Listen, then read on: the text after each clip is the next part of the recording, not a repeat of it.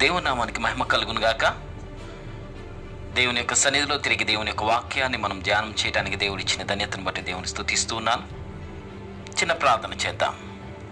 కృపా సత్య సంపూర్ణ గొప్ప తండ్రి, నీకు వందనాలు. ఈ ప్రాముఖ్యమైన సమయమందు నీ వాక్యమును మేము ధ్యానం చేస్తూ ఉండగా నీ ఆత్మ సంబంధమైన ప్రత్యక్షత మీరు మాకు అనుగ్రహించండి. నీ వాక్య సంబంధమైన సత్యములను మేము గ్రహించి నీ వాక్యానుసారంగా జీవించడానికి నీ ప్రత్యక్షత జ్ఞానం మా అందరికీ అనుగ్రహించమని యేసు నామమున ప్రార్థించి అడిగి వేడుకొనుచు ఉన్నాము తండ్రి, ఆమెన్. షైన్ ఆఫ్ షెకెనా ఫ్యాక్ట్స్ అను ఈ కార్యక్రమంకు ప్రేమపూర్వకంగా మిమ్మలను ఆహ్వానిస్తూ ఉన్నాను. ఈరోజు ప్రత్యేకంగా ఆత్మ సంబంధమైన యుద్ధము, ద స్పిరిచువల్ వార్ఫేర్, ఆత్మ సంబంధమైన యుద్ధం అనే అంశం ఈరోజు మనం ధ్యానం చేయబోతూ ఉన్నాం. ఎఫెసీయులకు రాసిన పత్రిక 6వ అధ్యాయంలో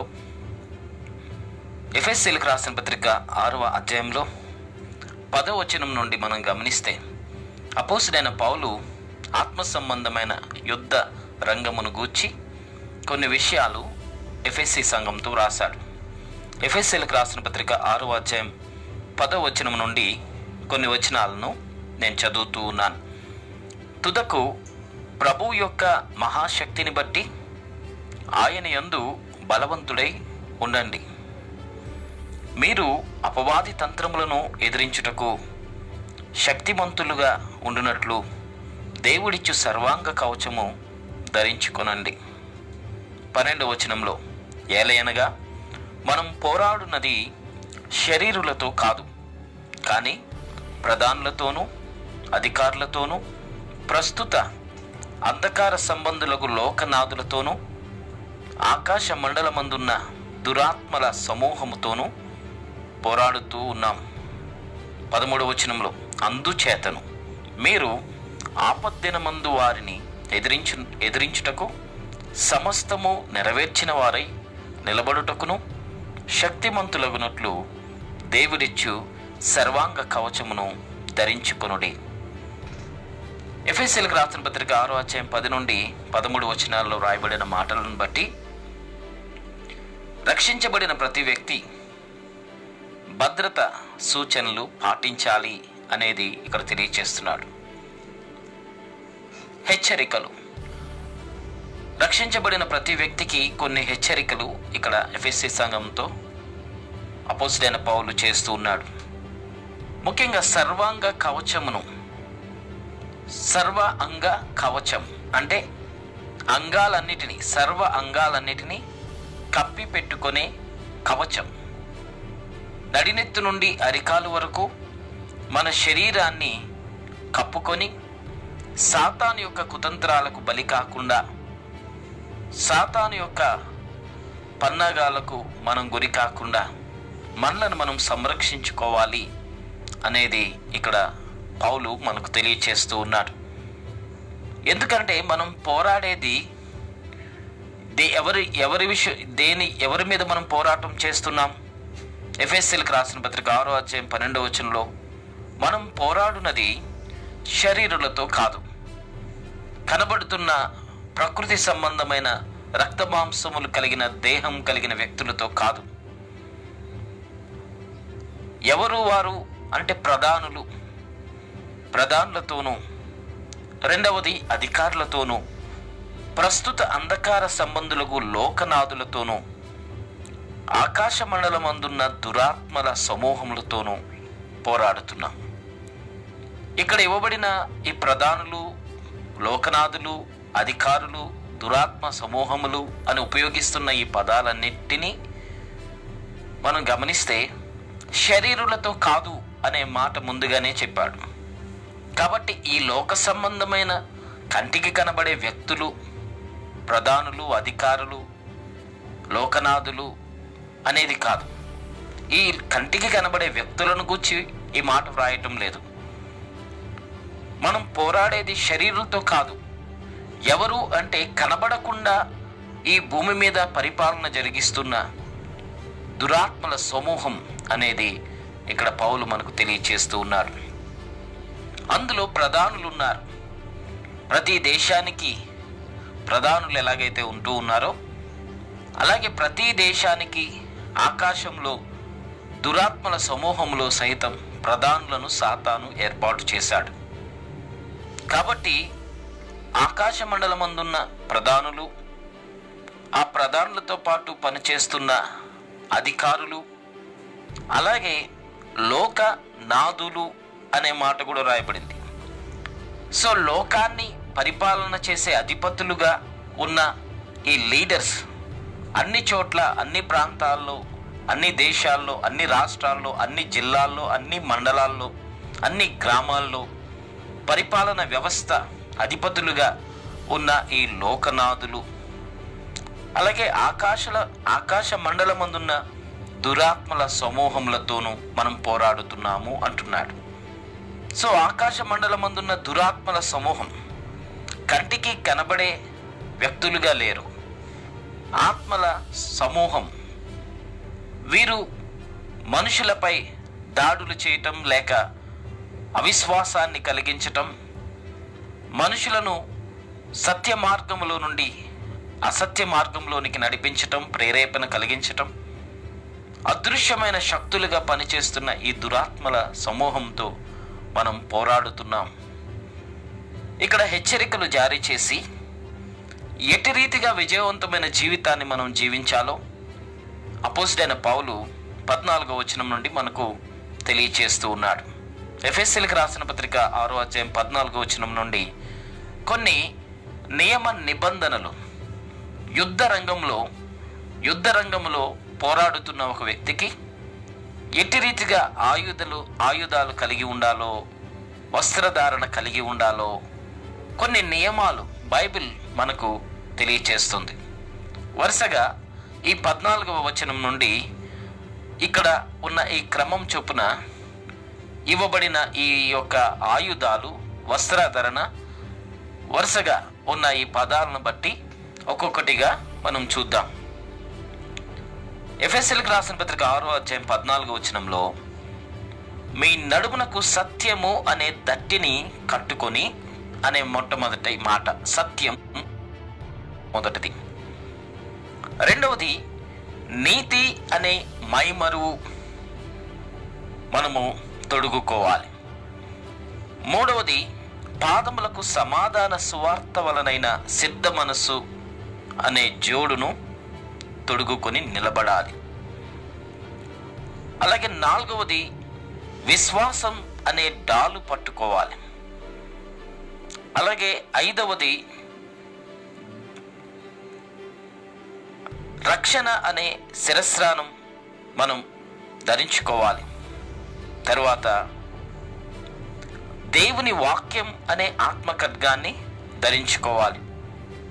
తరువాత ఆత్మ వలన ప్రతి సమయమందు ప్రార్థన విజ్ఞాపనలు చేసేవారంగా ఉండాలి. ఇక్కడ ఇవ్వబడిన ఈ నియమాలు, ఈ నిబంధనలు ఆత్మ సంబంధమైన యుద్ధరంగంలో ఉన్న ప్రతి ఒక్క విశ్వాసికి ఈ వస్త్రధారణ, ఈ ఆయుధాలు అనేవి చాలా ప్రాముఖ్యంగా ఉంటూ ఉన్నాయి. ఇందులో 14వ వచనంలో రాయబడిన మొట్టమొదటిది సత్యం అనే దట్టిని గూర్చి నేను మీకు తెలియచేస్తున్నాను. సత్యం అనేది మనిషికి స్వాతంత్ర్యాన్ని కలుగజేస్తుంది. ఒక వ్యక్తికి వాస్తవం తెలియనంత వరకు అతడు బానిస, వాస్తవం తెలియనంత వరకు అతడు దాసుడు. వాస్తవం ఎప్పుడైతే ఒక వ్యక్తికి తెలుస్తుందో అతడు స్వతంత్రుడిగా జీవించగలుగుతాడు. సో సాతాను మన మీద దాడి చేస్తున్న క్రమంలో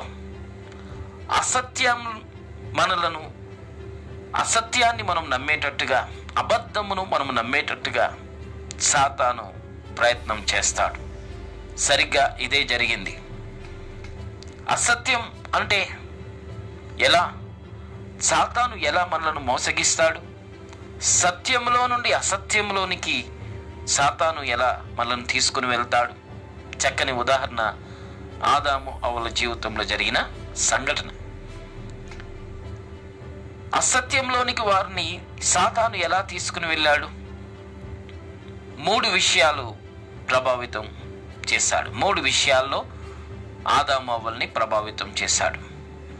ఆ 3 విషయాలు ఏమిటి? సత్యములో నుండి ఆదాము అవ్వలు అసత్యం వైపు వెళ్ళిపోవడానికి గల ప్రధానమైన కారణాలు, అది ఆ 3 విషయాలు ఏమిటి అనేది మనం ఆలోచన చేస్తే, 1, ఆదికాండం 3వ అధ్యాయం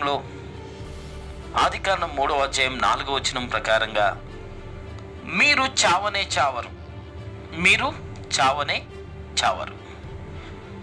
అపవాది మాట్లాడిన మొట్టమొదటి మాట మీరు చావరు. ఇది అబద్ధం. నోటి నుండి మాట్లాడితే అబద్ధం, అసత్యం. దేవుడేమో మీరు తినుదినమందు నిశ్చయంగా చస్తారు అని చెప్పాడు.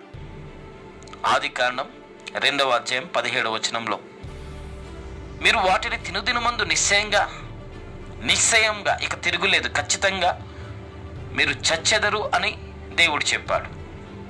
దేవుడు చెప్పిన మాటను వ్యతిరేకంగా మీరు చస్తారు అని దేవుడు చెబితే మీరు చావనే చావరు అని చెప్పాడు. ఇక్కడ మనకు అర్థమవుతుంది సాతాను యొక్క నైజం. మాట్లాడితే అసత్యాన్నే సాతాను మాట్లాడుతాడు. అందుకు సాతాను యొక్క క్యారెక్టర్ని యేసు ప్రభు ఇటు రీతిగా తెలియచేశాడు.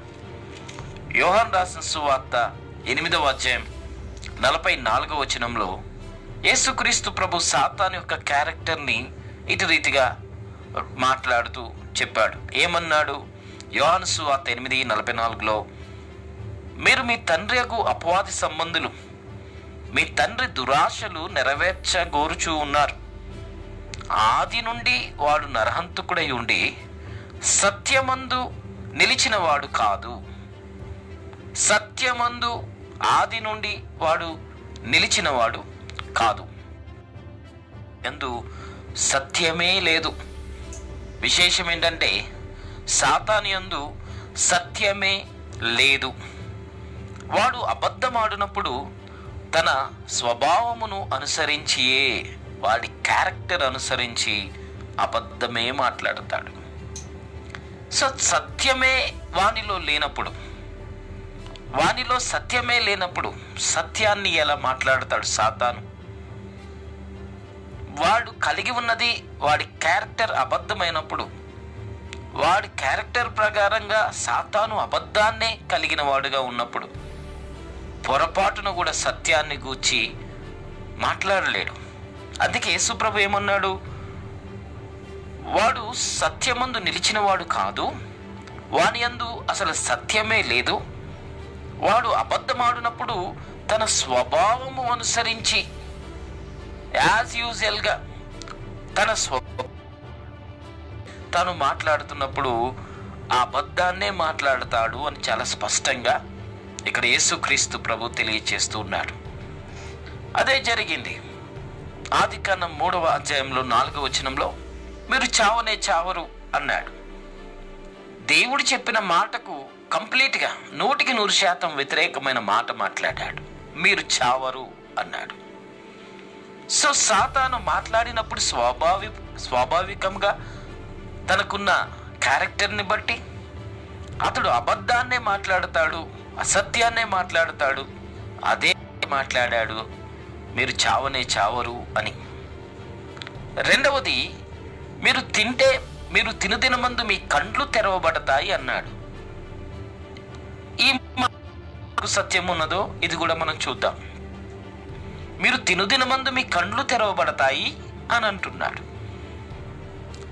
అసలు ఆదాముకు దేవుడిచ్చిన జ్ఞానం ఎంత ఉన్నతమైన జ్ఞానం! కంటికి కనబడినది. ఈరోజు హబుల్ టెలిస్కోప్ కూడా అందనంత దూరంలో ఉన్న ఈ నక్షత్రాల రాసులను, ఆకాశ మండలంలో ఉన్న ఈ పాలపుంతలను ఆదాము తన కనుదృష్టితో చూడగలిగిన వాడుగా, వాటిని చూచి పరిపాలన చేసేవాడుగా, వాటిని చూచి ఈ భూమి మీద ఉన్న జీవులకు పేర్లు పెట్టినవాడుగా, ఇంత జ్ఞానవంతుడిగా ఉన్న ఈ ఆదాముకు ఇంకా కండ్లు తెరవబడటం ఏంటి? దేవుడు తనతో మాట్లాడుతున్నప్పుడు స్వరం వినగలుగుతున్నాడు, దేవునితో సహవాసం చేయగలుగుతున్నాడు, ఆయనను చూడగలుగుతున్నాడు, ఆయనతో పాటు సహవాసాన్ని కలిగిన స్థితిలో ఏదైనా తోటలో ఉన్నాడు. కండ్లు తెరవబడతాయి అంటే ఏది చూడలేని స్థితిలో ఉన్నాడు?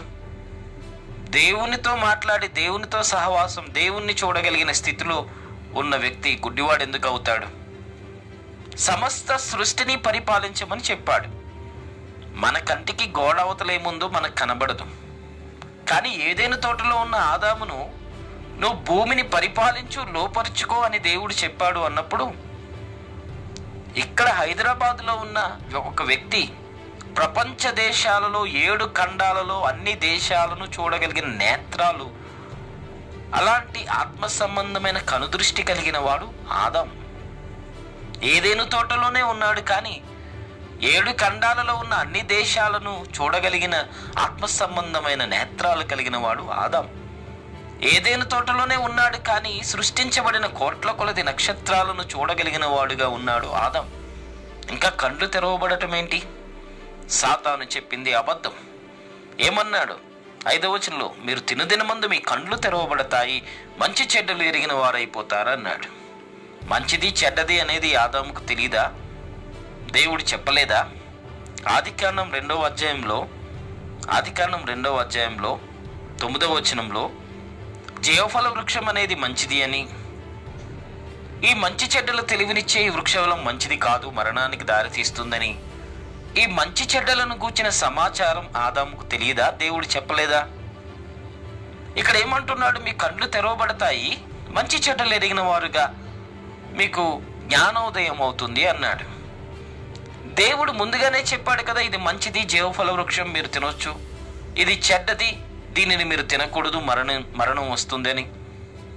ఇంకా కండ్లు తెరవబడేదేంటి? ఇంకా జ్ఞానం వారికి వచ్చేదేముంది?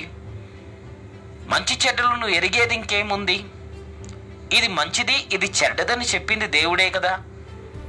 స్వాభావికంగానే సాతాను అబద్ధమాడే నైజాన్ని కలిగి ఉన్నాడు. స్వాభావికంగానే తాను మాట్లాడుతున్నప్పుడు అబద్ధమే మాట్లాడతాడు, అసత్యమే మాట్లాడతాడు. సర్వసాధారణంగా మాట్లాడే ప్రతి మాట, సాతాను మాట అసత్యాన్నే మాట్లాడుతుంది. కాబట్టి అలాగూ అబద్ధాన్ని మాట్లాడాడు. మీ కళ్ళు తెరవబడతాయన్నాడు. అప్పటికే కళ్ళు తెరవబడిన ఆదాము అవ్వలు ప్రపంచాన్ని పరిపాలన చేస్తున్నవారు, మంచి చెడ్డలు ఎరిగిన వారు. మీ కళ్ళు తెరవబడతాయి, మీరు మంచి చెడ్డలు ఎరిగిన వారు అవుతారు అన్న మాటలో నిజం అనేది లేదు, అబద్ధం. అప్పటికే వారు కళ్ళు తెరవబడి వారు పరిపాలన చేస్తున్న వారుగా, మంచి చెడ్డలను ఎరిగిన వారుగా అప్పటికే వారు ఉన్నారు. కానీ సాతాను వారితో మాట్లాడినప్పుడు అబద్ధం మాట్లాడాడు. తరువాత 3వ అధ్యాయం ఆదికాండం 5వ వచనంలో, మీరు దేవతల వలె అయిపోతారు అని అన్నాడు. దేవతల వలె అవుతారు అన్నాడు.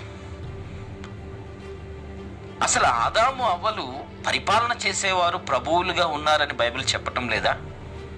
ఆదికాండం 1వ అధ్యాయం 28వ వచనంలో, మీరు ఫలించి అభివృద్ధి పొంది విస్తరించి భూమిని నిండించి దానిని లోపరుచుకోండి, భూమి మీద ప్రాకే ప్రతి పురుగు, జీవిని, జంతువును, ప్రతిదీ మీరు పరిపాలించండి అని దేవుడు ఆదాము అవ్వలకి చెప్పలేదా? పరిపాలించే స్థానంలో ఉన్నవారు ప్రభువులు కాదా? పరిపాలించే స్థానంలో ఉన్నవారు ఈ లోక సంబంధంగా పరిపాలన కలిగిన వీరందరి కింద ప్రపంచం లేదా? వీరు దేవుడు దేవత స్థానంలో లేరా? దేవుడు అధికారంలో వారికి పాలిభాగాన్ని ఇవ్వలేదా? వారు పరిపాలించడానికి దేవుడు వారిని చేయలేదా? పరిపాలించడానికి దేవుడు ఆదాము అవ్వలను చేశాడా? బానిసలుగా ఉండటానికి దేవుడు చేశాడా? మీరు ఫలించి అభివృద్ధి పొంది విస్తరించి భూమిని నిండించి ఈ భూమిని లోపరుచుకొని పరిపాలన చేయండి అని దేవుడు చెప్పినప్పుడు వీరు ప్రభువులు కాదా? పరిపాలించే వాళ్ళే కదా ప్రభువులు. వీరు దేవుడు దేవత స్థానంలో లేరా? ఉన్నారు. కానీ సాతానేమంటున్నాడు? మీ కళ్ళు తెరవబడిపోయిన తర్వాత, మంచి చెడ్డలు ఎరిగిన తర్వాత మీరు దేవతల్లాగా అయిపోతారంటున్నాడు. దేవతల వలె ప్రపంచాన్ని చూడగలిగిన నేత్రాలు, అసాధారణమైన శక్తి సామర్థ్యాలు కలిగిన వారు, ప్రపంచాన్ని పరిపాలన చేసే అధికారం కలిగిన వారు. వీరి మాటతో ప్రతిదీ కూడా జరుగుతుంది అంటే దేవుడు వారికి ఇచ్చిన ఆధిక్యత సామాన్యమైందా? ప్రభువులుగా పరిపాలన చేసే వ్యవస్థ దేవుడు వారికి ఇవ్వలేదా?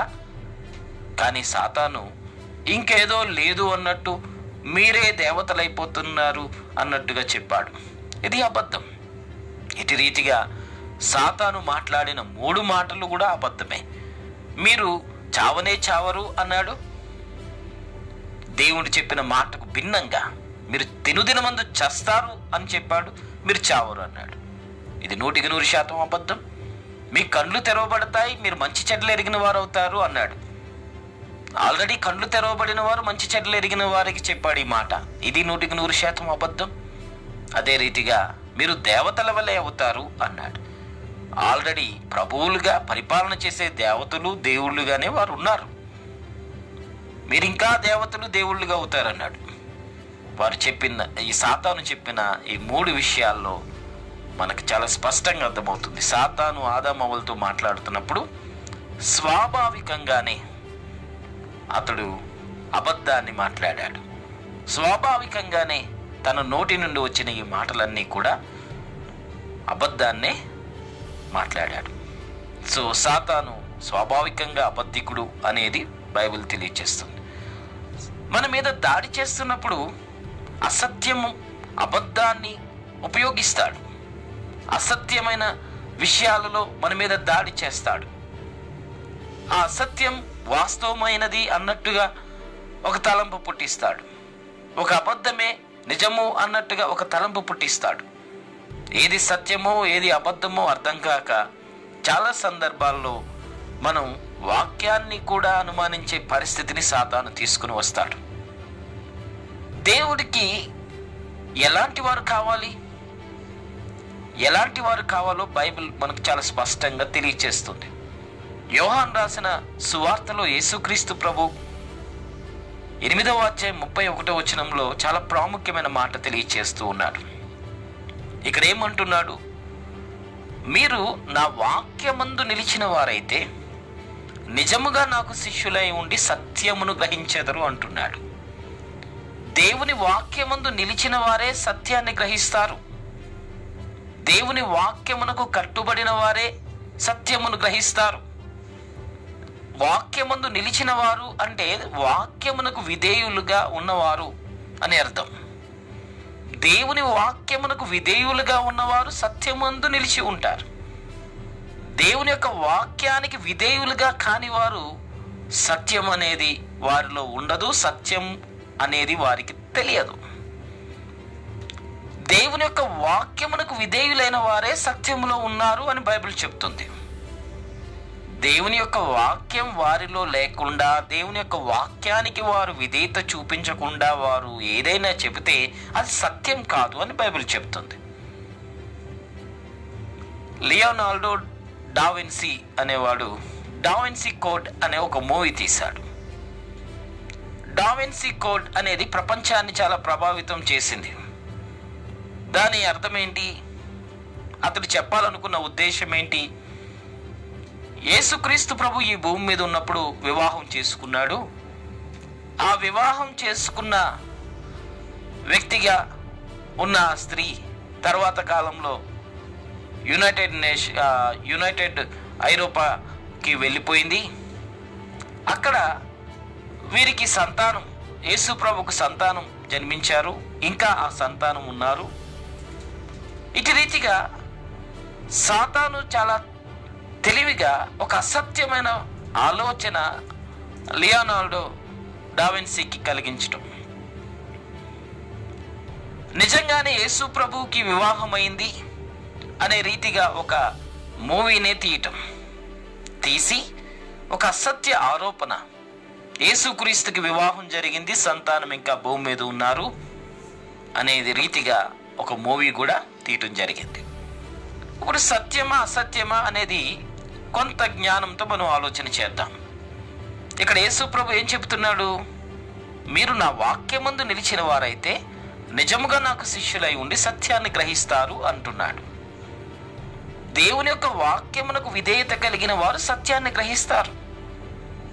దేవుని యొక్క వాక్యమునకు అవిధేయులైన వారు సత్యాన్ని గ్రహించరు. వారు చెప్పే మాట సత్యం కాదు. ఈ లియోనార్డో డావిన్సీ అనేవాడు చిత్రీకరించుకుంటున్న చిత్రపటంలో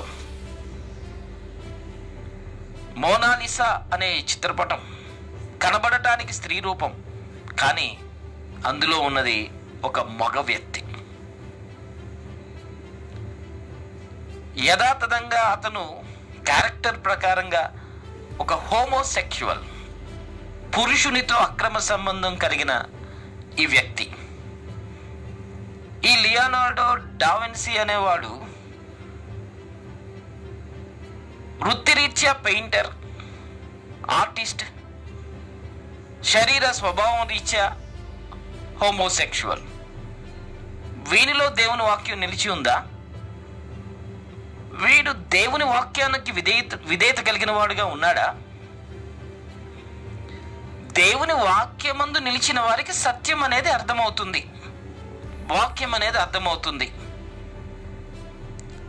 వాడు స్వాభావిక ధర్మాన్ని విడిచిపెట్టి అసలు పురుషుడు స్త్రీ వివాహ వ్యవస్థను కూడా వ్యతిరేకించి పురుషులతో పురుషులు సాంగత్యం చేసే కేటగిరీకి చెందినవాడు. వాడు వేసుకున్న చిత్రపటం కూడా మనకు కనబడుతున్న స్త్రీ రూపం అసలు స్త్రీ రూపమే కాదు, ఒక పురుషుని రూపం. ఇటు రీతిగా అలాంటి మైండ్ సెట్ ఉన్నవాడు, అలాంటి వాక్యానికి భిన్నమైన బిహేవియర్, క్యారెక్టర్ కలిగిన వాడు ఇది సత్యమని చెప్తున్నాడు ప్రపంచానికి. వాక్యానికి విధేయత కలిగిన వారు సత్యాన్ని గ్రహిస్తారు అని యేసుప్రభు చెప్పాడు. వాక్యానికి అవిధేయత కలిగిన వాడికి సత్యమేం తెలుస్తుంది? సత్యం అనేది తెలియాలి అంటే వాక్యానికి విధేయత అనేది కావాలి. ఈరోజు కూడా ఈ వాక్యానికి అవిధేయులైన వారు అనేక విషయాలు ఇదే సత్యం అన్నట్టుగా బైబిల్ గ్రంథాన్ని చూపించి యేసు ప్రభు మీద నిందలు, ఆరోపణలు చేసేవారు చాలా మంది ఉన్నారు. వాక్యానికి విధేయత కానివాడు సత్యం లేనివాడు అని బైబిల్ చెప్తుంది. సత్యం లేనివాడు అంటే అబద్ధికుడు సత్యాన్ని ఎలా చెప్పగలడు? ఉదాహరణకు అర్థమయ్యే రీతిగా ఒక మాట చెప్తున్నా. ఒక 100 రూపాయలు ఇవ్వండి బ్రదర్ అని నన్ను ఎవరైనా అడిగితే నేను ఇస్తాను, ఎందుకంటే 100 రూపాయలు నా దగ్గర ఉన్నాయి కాబట్టి ఇస్తాను. ఒక 10 కోట్లు ఇవ్వండి బ్రదర్, మళ్ళా నేను ఒక నెల రోజుల్లో ఇచ్చేస్తానని నన్ను ఎవరైనా అడిగారు అనుకో, నేను ఇవ్వలేను, ఎందుకంటే నా దగ్గర లేవు. నా దగ్గర లేనిది నేను ఎలా ఇవ్వలేను? నా దగ్గర లేనిది ఎలా నేను ఇవ్వలేను? సత్యం అనేది అతనిలో లేనప్పుడు సత్యం అనేది మాట్లాడలేడు. సత్యం అనేది ఒక వ్యక్తిలో లేనప్పుడు సత్యాన్ని గూర్చి ఒక్క మాట కూడా మాట్లాడలేడు. కలిగి ఉన్నదేంటో ఆ అబద్ధాన్ని గూర్చే మాట్లాడతాడు. మన దగ్గర లేనిది మనం ఎలా ఇవ్వలేమో, సత్యం అనేది ఒక వ్యక్తిలో లేకపోతే సత్యాన్ని గూర్చి మాట్లాడలేడు, సత్యాన్ని గూర్చి ఆలోచించలేడు. ఇలా అసత్యమైన సిద్ధాంతాలు, అసత్యమైన నమ్మికలు కలిగిన వారు మన చుట్టూ ఉన్నారు. వీరందరిలో సత్యం అనేది లేనప్పుడు వాక్యమును, ఈ సత్యం అనే వాక్యమును, నేనే మార్గం, సత్యం, జీవం అని ప్రపంచానికి సవాలు చేసిన యేసుక్రీస్తు ప్రభు క్యారెక్టర్ని క్రిటిసైజ్ చేసే అర్హత సత్యం అనేదే తెలియని వ్యక్తులకు, సత్యం అనేదే లేని వ్యక్తులకు అర్హత లేదు. యేసు ప్రభువుని నిందించే అర్హత లేదు. కాబట్టి సత్యం అనేదే ఒక వ్యక్తికి తెలియనప్పుడు, లేనప్పుడు ఇది సత్యం అని మూవీ తీస్తే ఏంటి, ఇది సత్యం అని ఒక వీడియో తీసి అది వైరల్ చేస్తే ఏంటి, సత్యం అనేది తెలియని వ్యక్తి ఈ బైబిల్ గ్రంథంలో నేను చెప్పేది సత్యం అని ఎలా చెప్పగలుగుతాడు? బైబిల్ చాలా స్పష్టంగా చెప్తుంది, వాక్యమందు నిలిచిన వారే సత్యాన్ని గ్రహిస్తారు. వాక్యమందు నిలిచిన వారే, వాక్యమునకు విధేయత కలిగిన వారే సత్యాన్ని గ్రహిస్తారు. ఈ వాక్యమందు నిలబడకుండా, ఈ వాక్యమునకు విధేయత చూపించకుండా అనేక మంది సత్యాన్నే బోధిస్తున్నట్టుగా ప్రపంచవ్యాప్తంగా ఉన్నారు. ఇదే సత్యం అంటున్నారు. సత్యం ఇది అని చెప్పటానికి అర్హత లేని వారు కోట్ల కొలది ఉన్నారు. ఇది సత్యం అని చెప్పాలంటే ఈ వాక్యమునకు విధేయత కలిగిన వాళ్ళకే సాధ్యం. కాబట్టి మన జీవితంలో మన జీవితకాలం కూడా అసత్యం అనేది మన మీద దాడి చేస్తూ ఉంటుంది. నువ్వు నమ్మింది సత్యం అనే దానిని ఎలా వ్యతిరేకించాలి, నీ విశ్వాసాన్ని ఎలా దెబ్బతీయాలి, నువ్వు అబద్ధాన్ని నమ్ముతున్నావు అనే రీతిగా సాతాను మన మీద దాడి చేస్తూ ఉన్నప్పుడు ఎలా మనం స్పందిస్తూ ఉన్నాం? అసత్యమైన దాడులు ఎలా ఉంటాయి? కొన్ని ఉదాహరణలను నేను మీకు తెలియచేస్తాను. అసత్యమైన దాడులు ఎలా ఉంటాయో నేను మీకు తెలియచేస్తాను.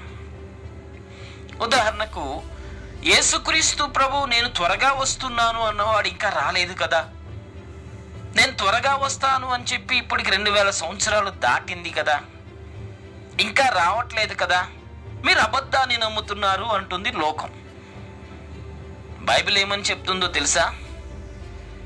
ప్రధాన యాజకుడు అతి పరిశుద్ధ స్థలంలోనికి తన జంతువు రక్తాన్ని తీసుకుని అతి పరిశుద్ధ స్థలంలోనికి వెళ్ళిన తర్వాత అసలు దేవుడు ఎప్పుడు వస్తాడో ప్రధాన యాజకుడికి తెలిసేది కాదు. అతడు ఒక గంట కట్టుకొని, నడానికి ఒక తాడు కట్టుకొని అతి పరిశుద్ధ స్థలంలోనికి వెళ్ళేవాడు.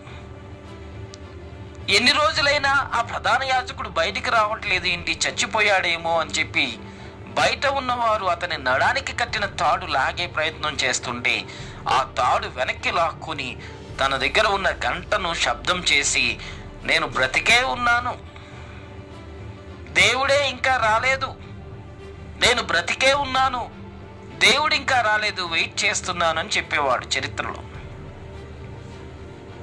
కాబట్టి అతడు ఎన్ని రోజులు అవుతుందో నిద్ర లేదు, అన్నం లేదు, నీళ్లు లేవు, ఏమీ లేదు, ఆహారం, ఒక జీవచవంలా పడి అతడు కోమాలోకి వెళ్ళిపోయే స్టేజ్ కూడా ఉండేది. దేవుడు మాత్రం అప్పుడు వచ్చేవాడు కాదు, ఎదురు చూస్తూ ఉండేవాడు ఎప్పుడు వస్తాడా అని.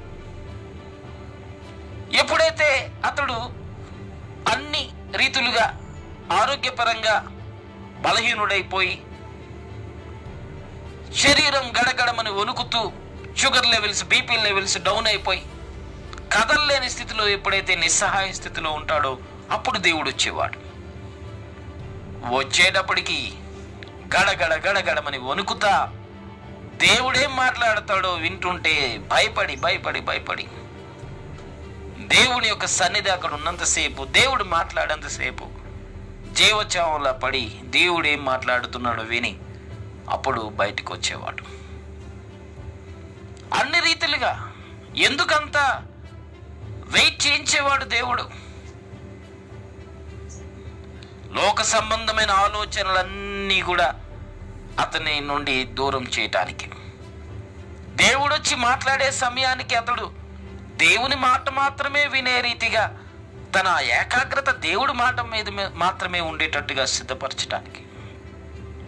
ఈ లోక సంబంధమైన తలంపులు, ఆలోచనలు, ఈ ప్రత్యక్షత గుడారానికి బయట ఉన్న ప్రజలను గూర్చిన ఆలోచనలు, ఇవన్నీ కూడా మర్చిపోయేటట్టుగా చేసి, నిస్సహాయ స్థితిలో కోమాలోకి వెళ్ళిపోయేటట్టుగా చేసి, ఈ శరీర సంబంధమైన ప్రతి ఒక్క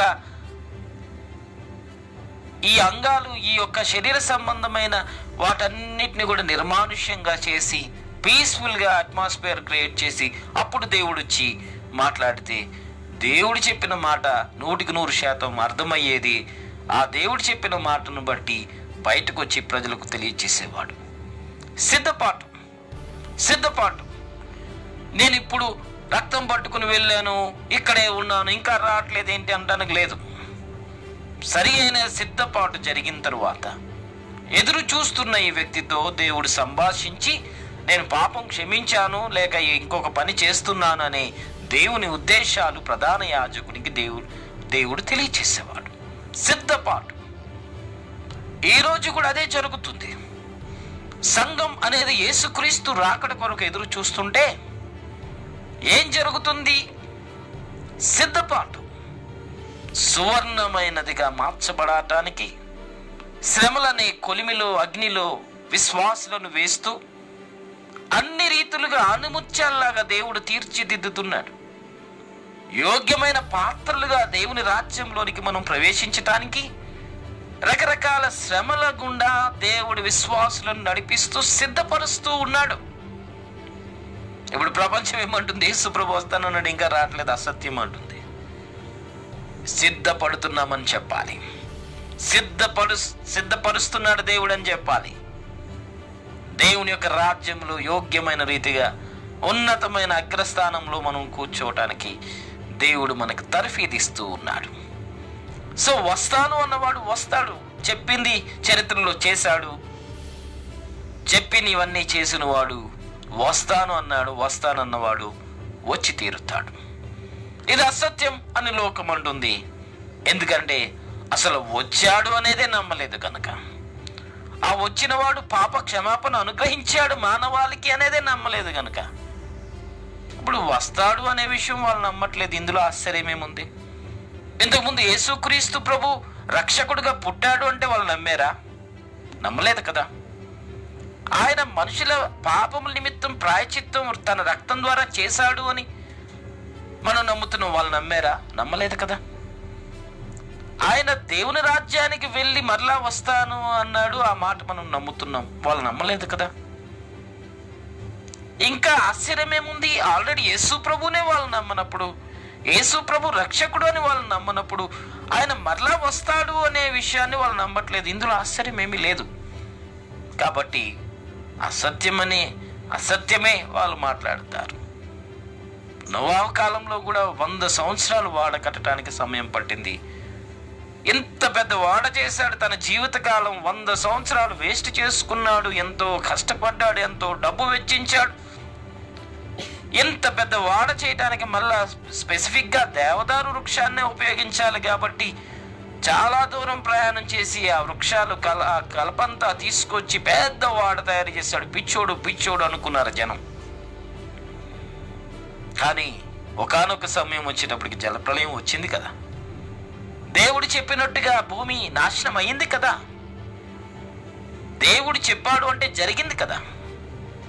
అదే రీతిగా ఈ కాలం కూడా సంఘం అనేది ఎత్తబడటానికి సిద్ధపడుతూ ఉంది.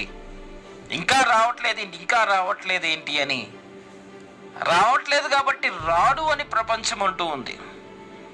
10 మంది కన్యకల కథ ఎందుకు చెప్పాడు? ఉపమానం. ఎదురు చూశారు, ఎదురు చూసిన టైంలో రాలేదు. వివాహ సమయం అయిపోయింది, తేదీ మారిపోయింది, రాత్రి అయిపోయింది, రాత్రి 12-1 గంట అయిపోయింది, అర్ధరాత్రి అయిపోయింది. అప్పుడు పెండ్లి కుమారుని ఎదుర్కొనడానికి రండి అనే స్వరం వినపడింది. తేదీ మారిపోయిన తర్వాత వివాహం జరుగుతుందా? వివాహ తేదీ మారిపోయిన తర్వాత పెండ్లి కుమారుని కొరకు ఎదురు చూస్తున్న వీరు ఇంకా పెళ్లి డేటే మారిపోయింది, ఇంకా రాళ్లే అని పడుకుంటూ పోయారు 10 మంది కన్యకులు. అప్పుడు వచ్చాడు. ఇది ఎదురు చూసే సమయం. ఈ ఎదురు చూసే సమయంలో సాతాను దాడి చేస్తాడు. వస్తానన్నవాడు రాడు, యేసు ప్రభు అని దాడి చేస్తాడు. సత్యం అనే దట్టి మనం కలిగిన వారుగా ఉండాలి.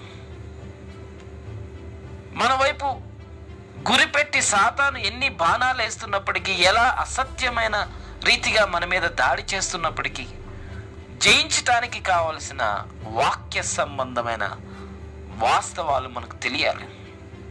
కాబట్టి అసత్యమనే దాడి ఇది ప్రారంభం నుండి ఆదాము దగ్గర మొదలుపెట్టాడు సాతాను. ఇంకా డ్యూటీ దిగలేదు.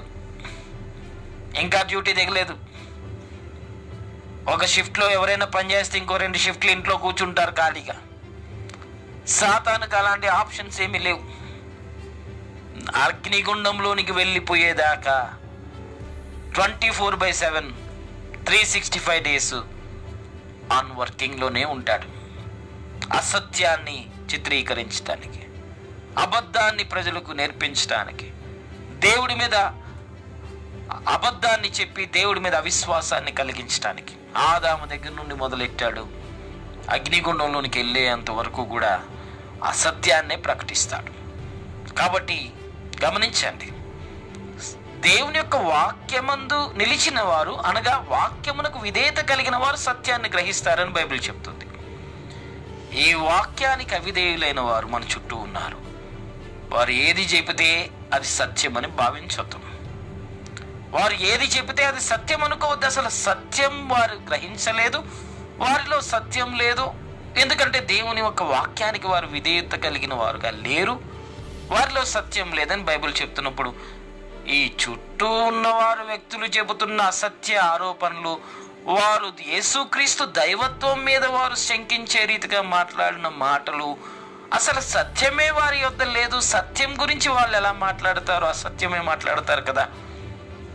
కాబట్టి వాటిని పరిగణలోనికి తీసుకోవద్దు. అయ్యో యేసుక్రీస్తు ప్రభువుని గురించి ఇంతగా ఎలా మాట్లాడుతున్నారేంటి అని ఏం బాధపడొద్దు. సత్యం లేనివాడు సత్యాన్ని ఎలా చెప్పగలుగుతాడు? వాడు అబద్ధికుడు కాబట్టి 100% అబద్ధాలు దేవుని గురించి చెప్తాడు. వాటిని నమ్మటం, వాటిని విశ్వాసం ఉంచటం అనేది తప్పు. ఇలాంటి అసత్యమైన బోధలు మన చుట్టూ ఉన్నాయి. చాలా మందికి తెలియక బైబిల్లో తప్పులు ఉన్నాయంట, ఈ బైబిల్ తర్వాత వచ్చిన అంతిమ గ్రంథం, ఆ గ్రంథంలో తప్పులు లేవంట, అదే సంపూర్ణమైన గ్రంథం అంట అని కొందరు క్రైస్తవులు కూడా అటువైపుకు తిరిగిపోయిన వాళ్ళు లేకపోలేదు. ఈ బైబిల్ గ్రంథం కన్నా పురాతన గ్రంథం మన ధర్మం అంట, అది సనాతన ధర్మం అంట, అదే మనకంట జీవనాధారం అని ఈ బైబిల్ గ్రంథాన్ని విడిచిపెట్టి ఆ సనాతన గ్రంథం వైపుకు వెళ్ళిపోయిన వాళ్ళు కూడా చాలా మంది ఉన్నారు. సత్యం అనేది లేని వ్యక్తి సత్యాన్ని గురించి ప్రకటించలేడు. వాడు మూవీ తీస్తే ఏంటి, సత్యం ఇది సత్యం అని అసత్యాన్ని ప్రకటిస్తే ఏంటి, పుస్తకాలు రాస్తే ఏంటి? సత్యం అనేదే లేనివాడు సత్యాన్ని గూర్చి సాక్ష్యం ఇవ్వటానికి అనర్హుడు. యేసుక్రీస్తు ప్రభువు ఏమన్నాడు? నేను సత్యం అన్నాడు. సత్యమును గూర్చి సాక్ష్యం ఇవ్వటానికి వచ్చానన్నాడు. అదే సత్యమును గూర్చి సాక్ష్యం ఇచ్చే వారంగా దేవుడు మనల్ని మార్చాడు. అబద్ధం ఎప్పటికీ అబద్ధమే, సత్యం కాదు. ఈ సత్యముగా ఉన్న వాక్యమందు నిలిచిన వారు సత్యాన్ని గ్రహిస్తారు, అసత్యం వారిని స్వతంత్రులుగా చేస్తారు. కాబట్టి మొట్టమొదటిది మనం ధరించుకోవాల్సింది సత్యం అనే దట్టి. సాతాను ఏ కోణంలో మన మీద దాడి చేస్తున్నప్పటికీ సత్యం అనే దట్టి మనకు లేకపోతే అసత్యమైన ఆరోపణలు, యేసు ప్రభువు మీద దాడి జరుగుతున్న, యేసు ప్రభు యొక్క దైవత్వం మీద దాడి చేస్తున్న ఈ మాటలన్నిటిని బట్టి అదే సత్యమేమో అనుకునే ప్రమాదం ఉంది. కాబట్టి సత్యం అనే దట్టిని మనం ధరించుకోవాలి.